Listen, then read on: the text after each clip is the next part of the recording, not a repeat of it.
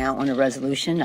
We'll see when we bring it to the floor that will, again, speak out against anti-Semitism, anti-Islamophobia, anti-white supremacy in all the forms that it takes. That's what we're working on, something that is one resolution addressing these forms of hatred, not mentioning her name, because it's not about her.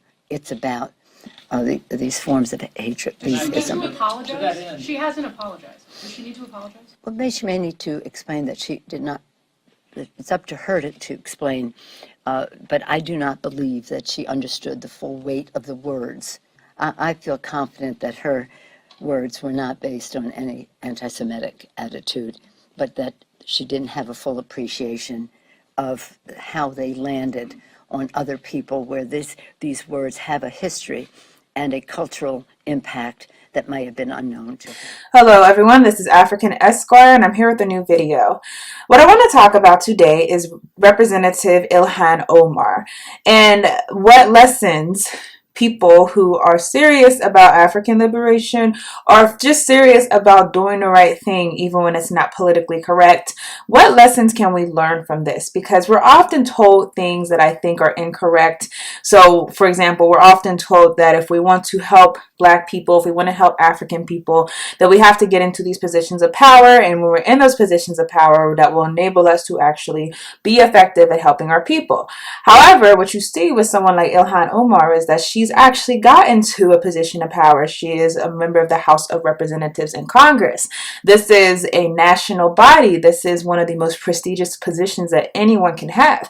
So for her to get to this position of power, you would think that that would enable her to actually do things for the right reason, actually do things for her people, do things for the things that convict her morally, and actually move for those causes without being hindered.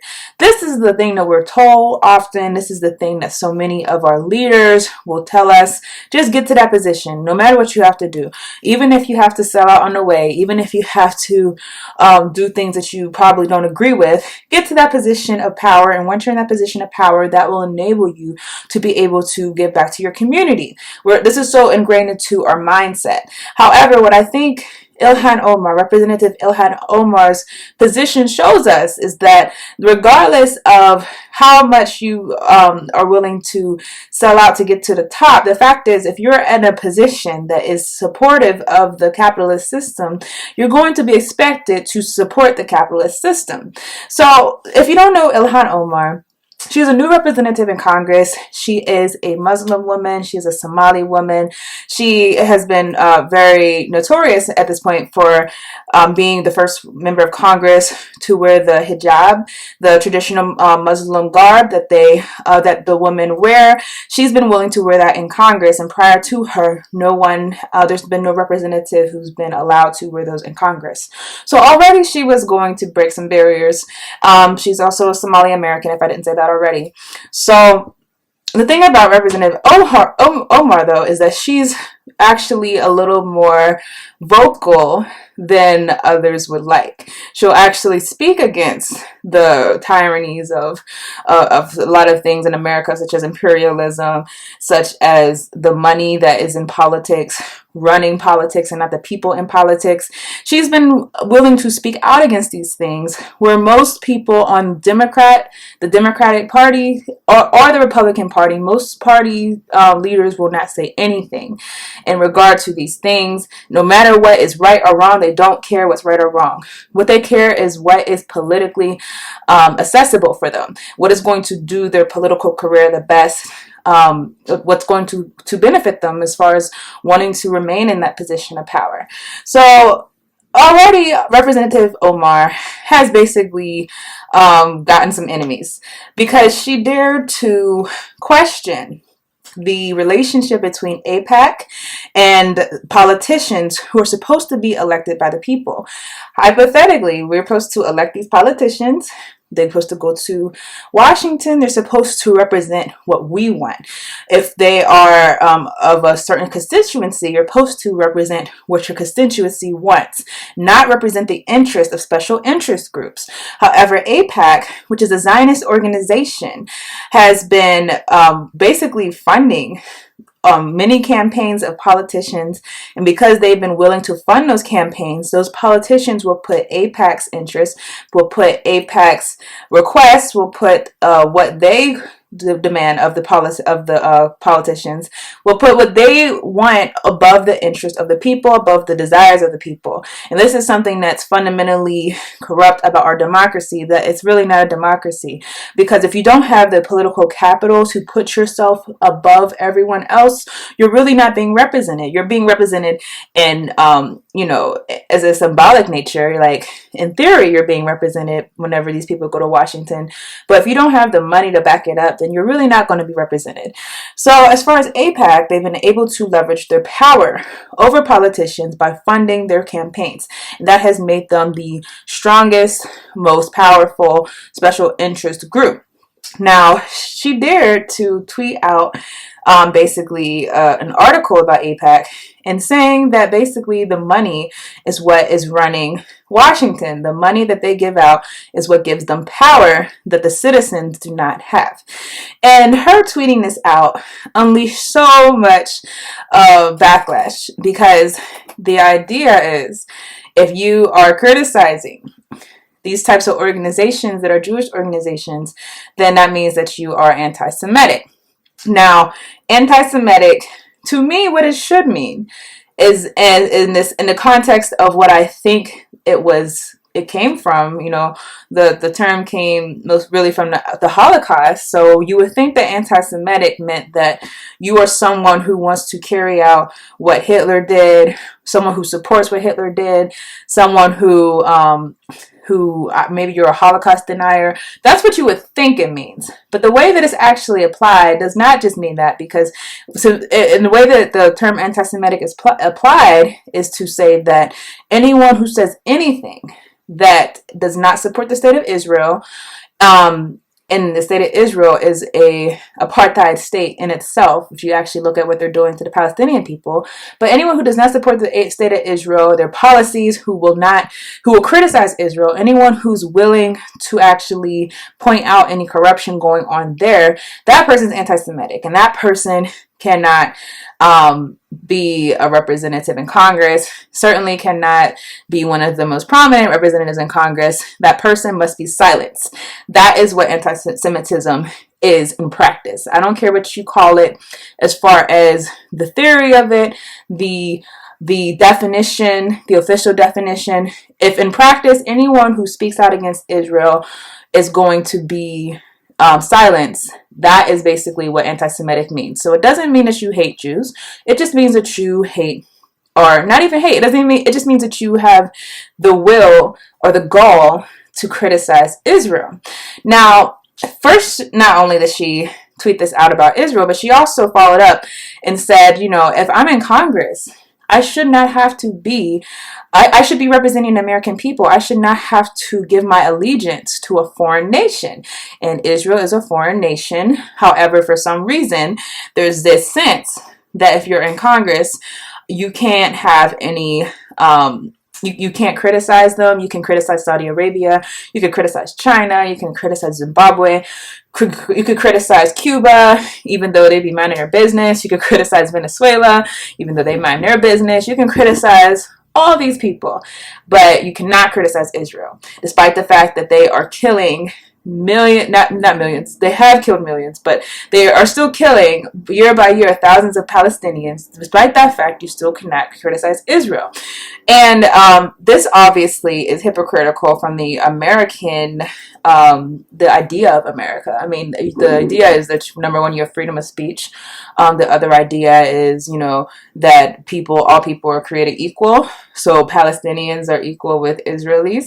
And the fact that the Israelis are killing them should be as concerning as when the Nazis were killing the Israelis. Or killing the Jews.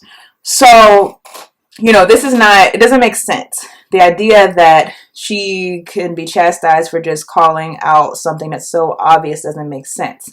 But the thing I want to focus on is not the ridiculousness of the Democrats and the Republicans, because the Republicans, they're basically, on a witch hunt to get her. The Democrats are trying to distance themselves from Representative Omar. And, both sides have showed their allegiance. Their allegiance is not to what's right or what's wrong. Their allegiance is to Zionism, which is a form of white supremacy. So the important thing, I think, for us who are activists, us who are African people who have a real sense of conviction around the things that are happening to people that are wrong, the things that are happening to our own people day by day, whether it's shootings, police shootings, whether it's acts of genocide, whether it's whether it's foreign aid being used to cripple our African economies. The thing that we have to keep in mind with situations like this is that if we're trying to get into these positions of power, they're positions of power in that you have some prominence, but understand that those positions are completely at the mercy of the capitalist system. They're completely at the mercy of the imperialist system. They're completely at the mercy of the institutions of racism that you might be trying to fight. So I often hear people say this, for example, let's say, so me, I'm an attorney. I can never be a prosecutor. And some people would say, well, if you're a prosecutor, you can get into that position and you can do something for your people if you're a prosecutor, because, we need people who look like us to be making these decisions. We need people who look like us to be in these positions so that they can, charge white or black police officers when they actually brutalize us. These are arguments that are made. However, when you actually talk to people in those positions, the fact is, one, they really don't have the discretion that you think that they have. When you enter these institutions, these institutions that are founded on institutional racism, that is, they're founded for the purpose of maintaining a social hierarchy where black people are going to be oppressed by the system. And this is the founding purpose of this organization. It does not matter if you're pro-black and you get into this position. You still can't change the system. It doesn't matter if you're some revolutionary who wants to change the world and wants to do good for your people. When you get into that position, you cannot change the system, because guess what? If you could change the system would do away with you. The system does not take revolutionaries. The system does not support revolutionaries. The system will not allow someone in who has the potential to dismantle it. That would be self-destruction for the system. So we have to understand the system's doing what it's built to do. The system of the political system in the United States, we can have all these aspirations like Representative Ilhan Omar has, that, for example, money not be in politics, that the everyday people actually are being represented by their elected officials, that right now she's actually catching flack for going against Trump's policies in Venezuela. Anyone who knows the situation going on in Venezuela, that people are, that the United States is trying to manipulate the political situation over there in order to gain control of Venezuela and obviously have control of their oil resources. You can be someone who sees these things and say, this is wrong, we should not be doing this. But understand, the system was created to do these things. The system of politics in the United States was created for imperialism, for colonialism, for neocolonialism, for white supremacy, for institutional racism. These are the things that the system was created to do, because the system gets its power from these types of policies. So if you are someone who is fiercely against these things and you get into a position of power, your ability to actually change things is always going to be limited. And so this is just an important thing for us to realize. To me, all of us should have an aspiration that we, maybe at one point we have to work in the system. Maybe at one time we have to work as a prosecutor because that's the only thing that you have. Maybe at one point you have to work in politics as a way to get somewhere else. But the answer is that somewhere else should not be under the jurisdiction of white supremacy. It should not be under the jurisdiction of capitalism. It should not be under the jurisdiction of racism. The somewhere else has to be somewhere where we can actually truly help our people. Somewhere else that we're trying to get to can't be that we're just going to be president of the United States. When we know that the United States president is, if you're a good president in the United States, that means you're a good imperialist. Anyone who you consider a good president was someone who was great at being an imperialist, someone who was awesome at it. So if that's the case and that's your goal, I want to be president so I can change the world. Well, no, you're not going to change the world, because if you actually try to, you're going to end up assassinated. I mean, a lot of people think the reason that John F. Kennedy was assassinated was because he wanted to kill the Federal Reserve. You know, that's one theory, but there's a lot of people who think that you can get into these positions and change the way the system works. But understand that this institution that you're entering into is a machine that runs on its own and has its own agenda. So if you're not willing to go with that agenda, you have to be willing to basically be a sacrificial lamb, and that is what Representative Ilhan Omar is. She's being ruined because she, I believe, did not want to go with the system.